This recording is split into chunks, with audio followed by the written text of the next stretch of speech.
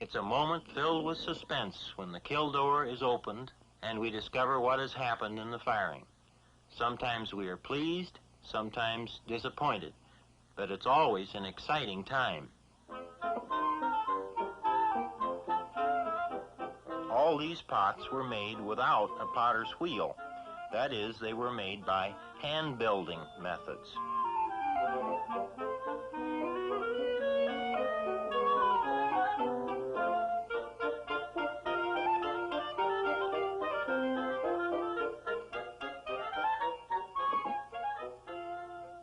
There are many ways by which we can form clay into pottery or sculpture.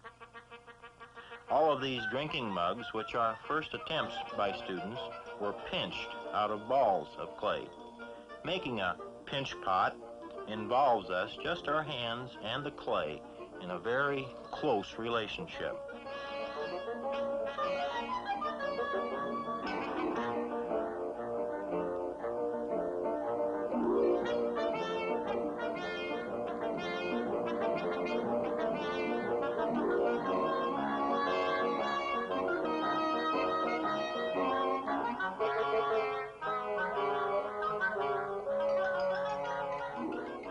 Two or more pinch pots may be combined in an imaginative way.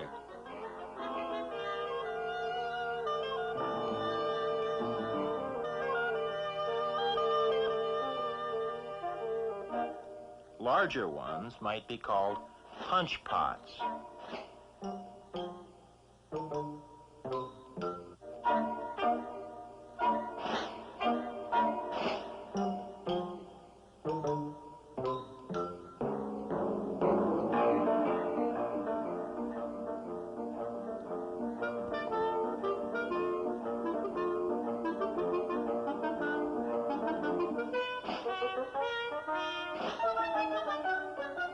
It's fun to discover what interesting patterns, designs, textures you can make in the clay.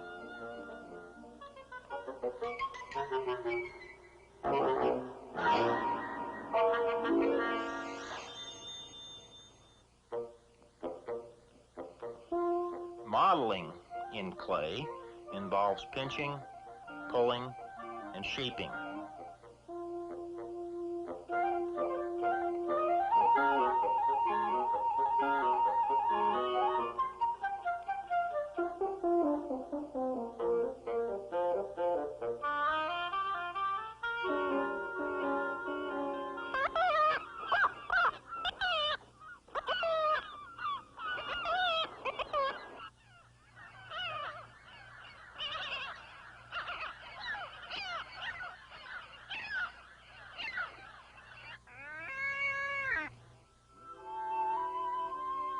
This composition of two figures was made by one of my students.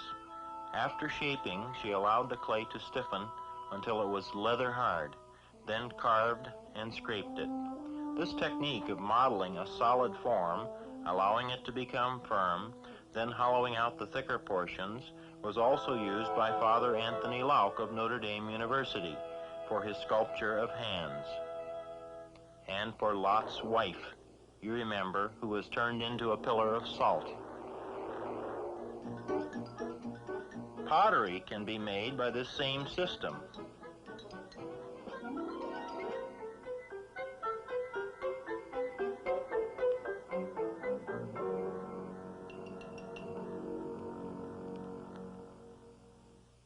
Timing is very important when working with clay. We model and shape when the clay is moist and pliable. Then, when stiffer, we can carve and hollow out. I would say as a general statement that any piece of clay which is over 3/4 of an inch thick should be hollowed out. Very thick pieces have a nasty habit of exploding in the firing.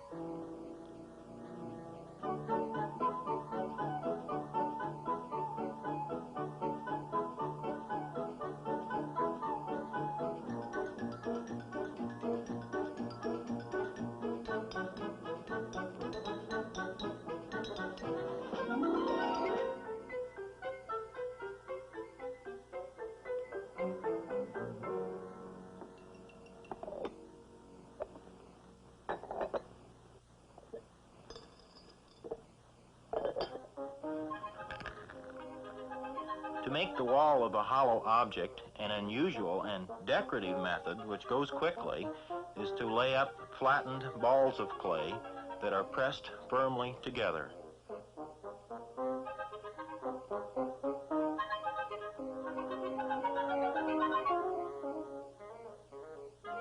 Work them together well on the inside.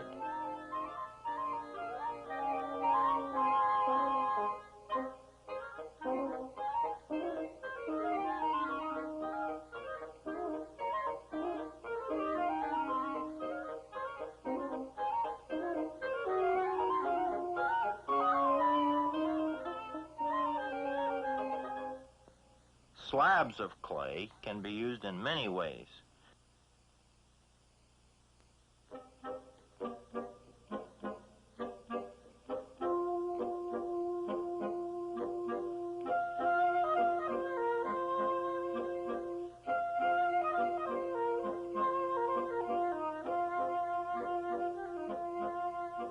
A sheet of clay may be draped over a plaster hump mold. Don't beat the clay onto the mold, just press it gently but firmly in place. For feet, you might attach balls of clay and work them on well. I'm trying to get the feeling that they are integrated. They seem to grow out of the form. After the piece is firmed up and will hold its shape, it is removed from the mold, the edge is trimmed and sponged.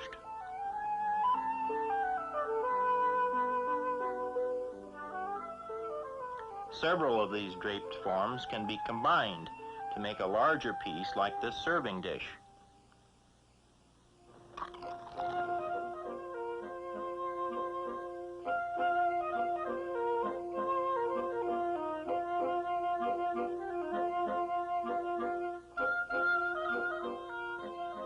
Two drape molded pieces can be put together to make a closed form or a volume.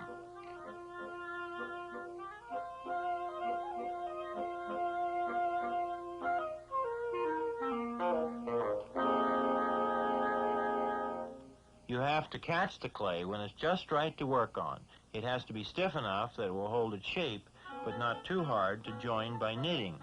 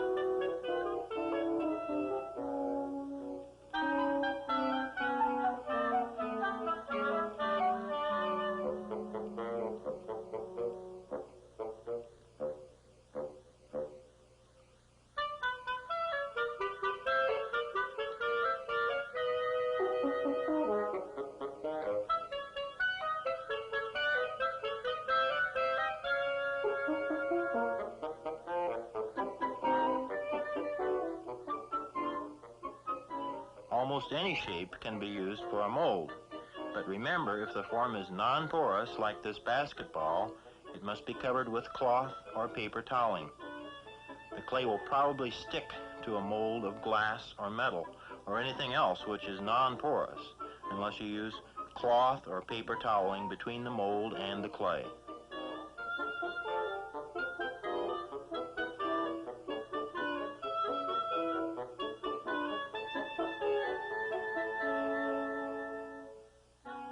When adding a foot rim, it is helpful to knit the soft clay together, then use a little reinforcing coil for strength.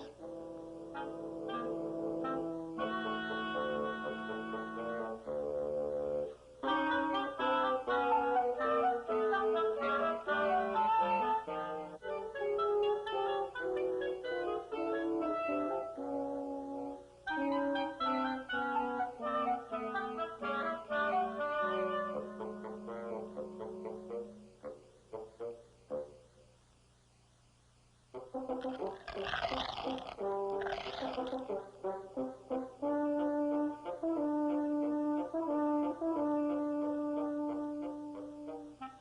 you want a uniform thickness to the slab of clay, wooden strips are used as guides. Clay should always be rolled out on a piece of cloth, otherwise it will stick to the tabletop. If the clay is just right, and you can get it into a cylinder form, it will stand, unsupported. When working with soft slabs, just a little water can be used to help bond the joints, or really nothing at all if the joints are worked together well.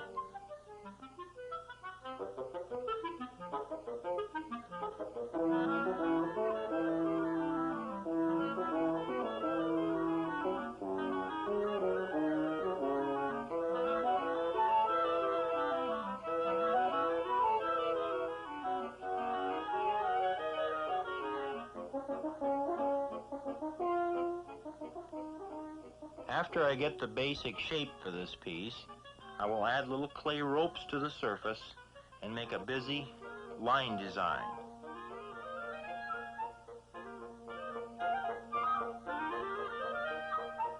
This is great fun. It goes fast, and I think that a raised or embossed decoration is more exciting than a carved-in design.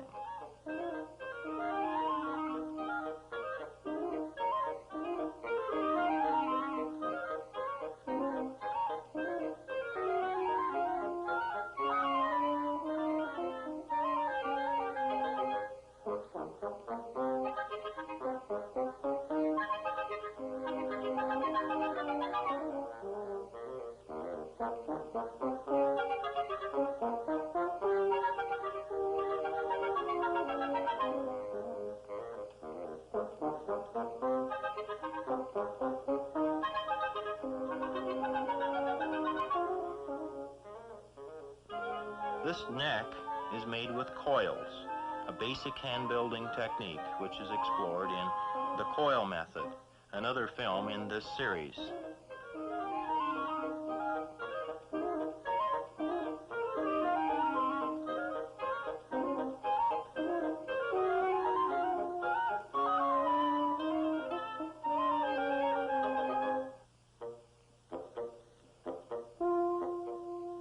Square plates are easy to make,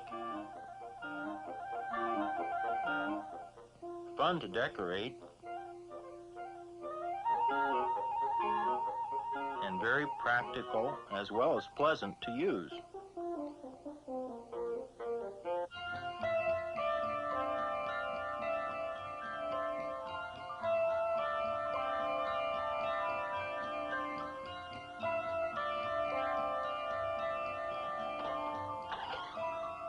This group of fish on the wall was made from slabs which were curved slightly.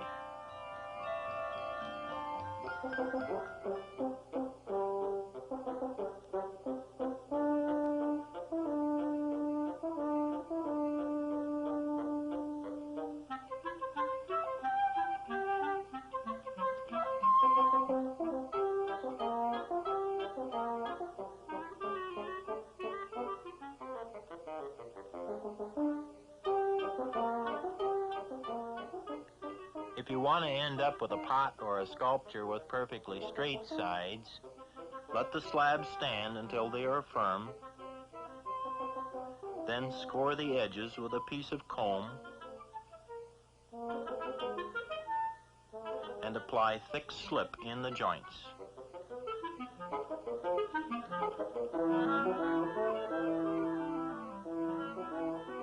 No knitting back and forth is done, but the joints are pressed firmly together.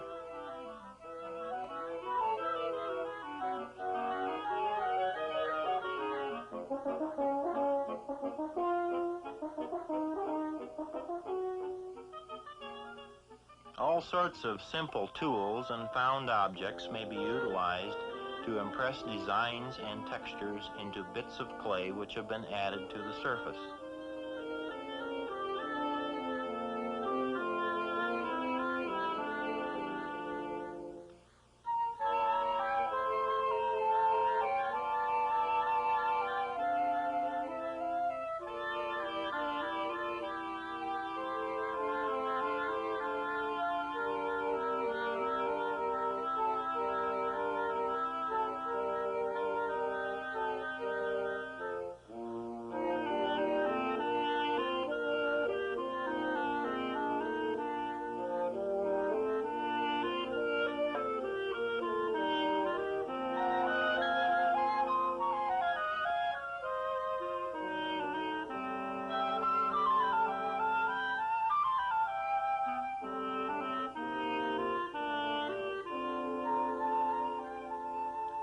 Father Lauk's sculpture called Judgment Seat was made by this method.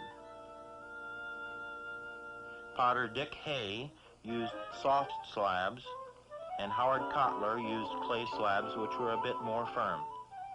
Artist John Delaplane assembled this construction from squares of stiffened clay. You can have a lot of fun with designs and textures. You really don't need much equipment. Basically, some clay and your hands.